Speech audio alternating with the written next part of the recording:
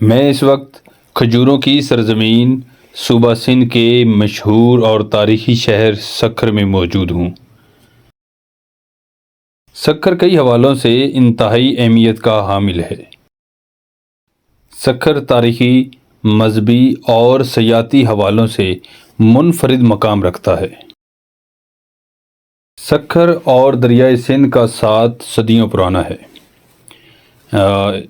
میں تو یوں کہوں گا کہ جب دریائے سندھ بھی سکھر کے پاس سے گزرتا ہے تو اپنا دامن لپیٹ لیتا ہے، اور یہاں پہ اس کی گزرگاہ انتہائی تنگ ہو جاتی ہے، اور یہیں پہ دریائے سندھ پر مشہور زمانہ لینڈز ڈاؤن برج یا کینچی پل بھی تعمیر کیا گیا ہے۔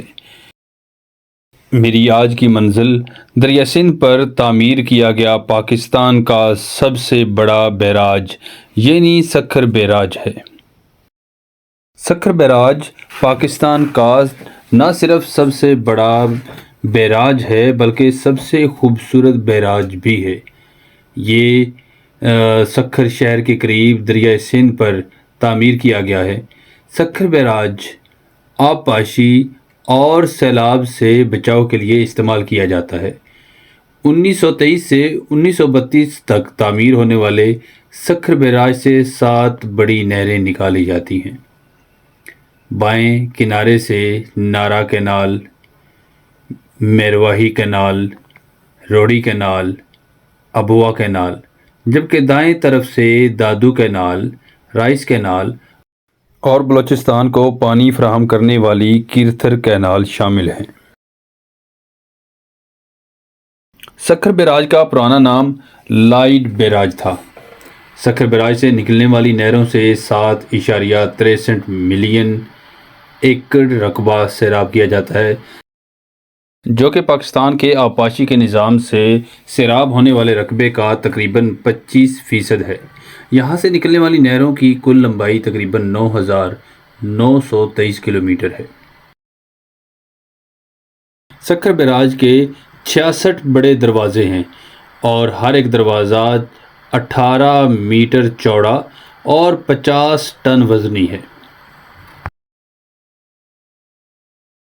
نارا کینال دریائے سندھ سے سکھر کے مقام سے نکلنے والی پاکستان کی سب سے بڑی نہر ہے۔ اس کے حجم کا اندازہ اس سے لگائیے کہ یہ لندن کے دریائے ٹیمز کے برابر ہے، اور اس کی چوڑائی نہر سویز سے تقریباً 1.5 گنا زیادہ ہے۔ جب ہم نے سکھر کا بیراج وزٹ کیا تو سورج غروب ہو رہا تھا، اور بیراج پر تعمیراتی کام یا مرمت کا کام جاری تھا، اور ہمیں یہ بھی بتایا گیا تھا کہ شاید بیراج پر جانے پر پابندی عائد ہے، مگر خوش قسمتی سے ہم بیراج کی سیر کرنے میں کامیاب رہے۔ سکھر بیراج سے نکلنے والی نہروں سے تقریباً پورے کا پورا صوبہ سندھ، جس میں سکھر، میرپور خاص، تھرپارکر اور حیدرآباد جیسے اضلاع شامل ہیں، سیراب کیے جاتے ہیں۔